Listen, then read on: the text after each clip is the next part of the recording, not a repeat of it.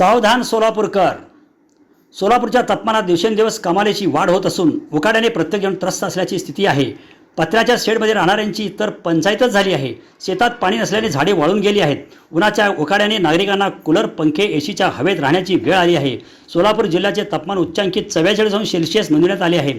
हवामान खात्याच्या अंदाजानुसार काही दिवस तापमानाचा पारा वाढलेलाच दिसणार आहे.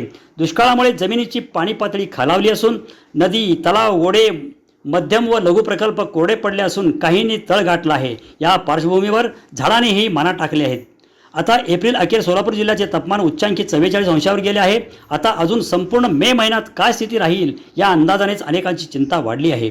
मागील काही दिवसापूर्वी जिल्ह्यात अवकाळी पाऊस झाला आणि त्यानंतर उष्णता वाढली. 4 दिवसापासून जिल्ह्याचे तापमान सरासरी 43°C खाली आलेले नाही. या गोष्टींची नागरिकांनी काळजी घ्यावी. उन्हाच्या तडाख्यात शक्यतो घराबाहेर पडणे टाळावे. कामानिमित्त उन्हात बाहेर गेल्यानंतर अंगात सुती कपडे असावीत. डोळ्यावर गॉगल तथा चष्मा, डोक्यावर टोपी असावी.